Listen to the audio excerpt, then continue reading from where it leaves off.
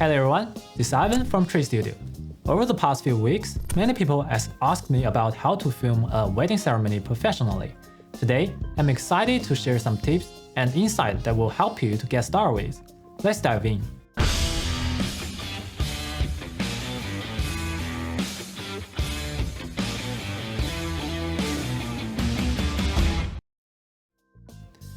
Long story short, always bring two cameras to capture footage from different angles. Set one camera at the end of the aisle on a tripod for a wide-angle shot. This will be your main camera.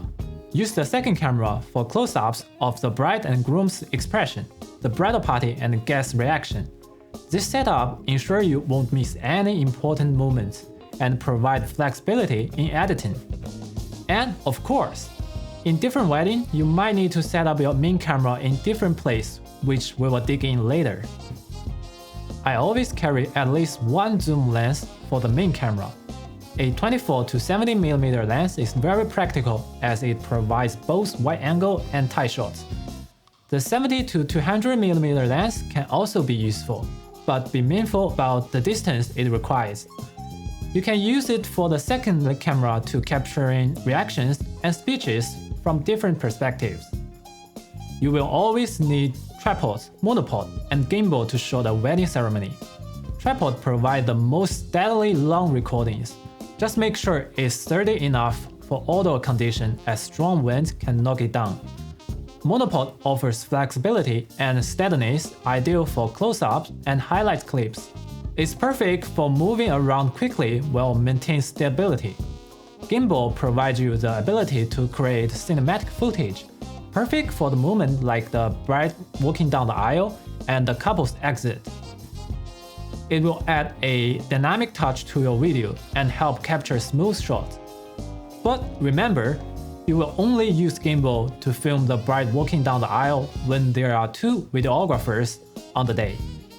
Otherwise, just keep with the monopod. Audio is one of the essential parts of the video. For a wedding video, we often use voice as voiceovers for the clips to create dramatic touching moment, which means it is better to ensure that we capture a good quality of voice in the ceremony. I personally will have one dedicated recorders, one lapel mic, and one on-camera mic as Plan C. Devices like Zoom H4 or H6 provide high-quality sound.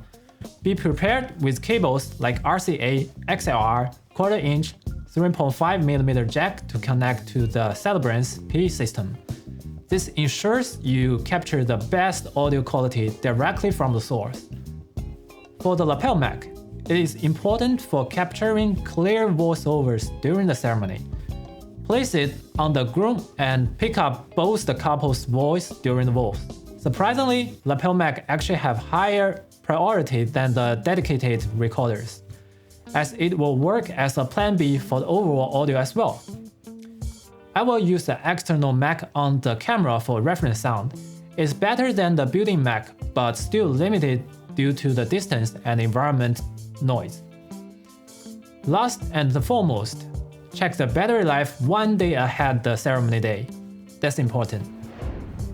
We advise to arrive at the ceremony at least 30 minutes before the bride to set up.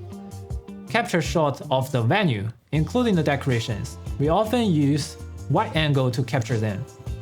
Set up your main camera on a tripod and position it for a wide angle shot of the ceremony space. Make sure the camera will not be blocked by any guests, especially when they're standing up.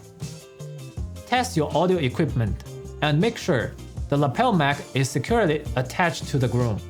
Check the connection to the celebrant's PA system if applicable. Capture the bride's arrival and her walking down the aisle with a gimbal or monopod. Stand beside the groom or the photographer to get the best angle.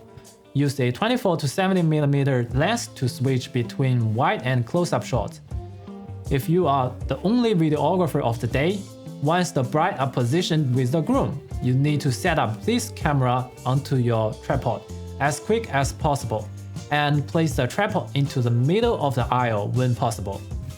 And then keep rolling the wide-angle shot. Use your second camera to film the celebrant's speech and capture guest reaction. Make sure to get close-up shot of the bride and groom's parents and important family members. When filming vows, your main camera are supposed to remain steady and be able to capture both the couple on the side. So you are suggested to take your second camera with a monopod to capture their face expression when they are reading their vows. The groom usually starts first, so film from the bride's side to get his face, then move to the groom's side for the bride's vows. For the ring exchange, you may film from the left side of the groom and move to the middle aisle for the bride. But it is really risky to do that. We often suggest videographer to stand beside the tripod at this moment to be ready for the first case, which often follows the ring exchange. Make sure both cameras can capture the first case, one wide angle, one close-up. So you always have a plan B for the important moment. After the first case, the next formality is often signing the marriage certificate. Just simply move your main camera to avoid blocking the middle aisle, as couples will exit from the middle aisle after the paperwork. Make sure you use the main camera to capture the signing in wide angle. No fancy moments are required at this time. All you need to do is keep rolling. Keep this in mind, you can always shoot aggressively or creatively with risk, but the couple can't risk it, especially in the ceremony formalities. Just make sure the clips are elegant and clear. After moving your tripod to the side and capture the signing, you still got work to do. You are supposed to set up your second camera on the gimbal to be prepared to film the exit. You can capture the guest rolling pedal in slow motion when couple exit. This adds a beautiful and dramatic touch to the video. In between of the ceremony finish and the family photo, the bride and groom usually take 3 to 5 minutes mingling with guests. Sometimes this can be quite long. The videographer can capture the guests hugging, kissing, handshaking, and congratulations to the bride and groom. It is not necessary to capture all of them.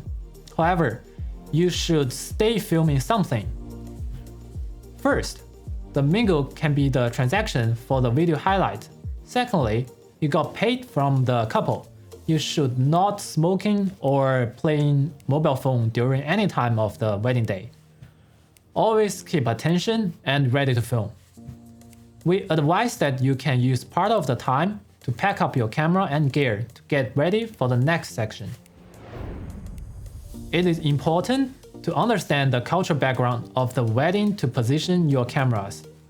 First of all, the category is nothing related to the religious. It only indicates the videographer how to set up the camera.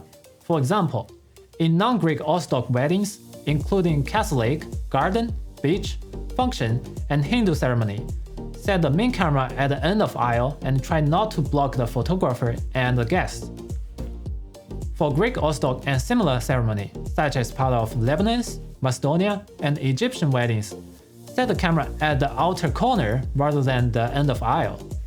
Respect the culture practice to avoid mistake and ensure you capture the ceremony respectfully and accurately. When two wedding videographer is available, the lead videographer should follow above tips. Second videographer should set up cameras elsewhere to capture couples in different perspectives. For audio exceptions, if you encounter issues with the PA system or the lapel mic, having a backup recorder is essential. Place it near the celebrant or use a wireless system to ensure you capture the audio clearly. Always test and monitor the audio level during the ceremony to fix any problems early. For outdoor ceremony, as we all know, Melbourne weather can be really unpredictable. In hot conditions, protect your camera from overheating by keeping it in shade. Use light color covers or even borrow a guest suit jacket if necessary. For wet weather, have raincoat ready to keep your equipment dry. If any of your camera fail, just make sure you position the main camera correctly and keep rolling. If both cameras fail, borrow a camera from the photographer or a guest. In a pinch, use your smartphone on a tripod. Modern smartphone can capture distant footage in good lighting condition. Don't panic, stay calm and resourceful. If the photographer is late, try to delay the ceremony. If not possible, use your spare camera to capture key moments. You can take screenshots from 4K video footage. Now, I also have some overall tips for you. Firstly, always arrive at the ceremony venue at least 30 minutes before the bride. This gives you enough time to set up and troubleshoot any issues. Secondly, protect your camera from overheating in the hot weather by keeping them in shade or covered. Thirdly, understand and respect the culture and religions of the ceremony to position your camera appropriately and avoid any mistakes. Fourth, use long-range lens, capture moments without block the guest's view. Capture reactions from the guests to add emotional depth to your video. Lastly, use gimbal only for key moments, like the bride entrance and the couple's exit. And that's it. I hope those tips helps you film a beautiful wedding ceremony. Remember, preparation and attention to detail are the key to capture all the important moments. If you found this information are useful, please don't forget to subscribe and leave us with many likes. This is Ivan from Tree Studio. Thank you for watching and happy filming.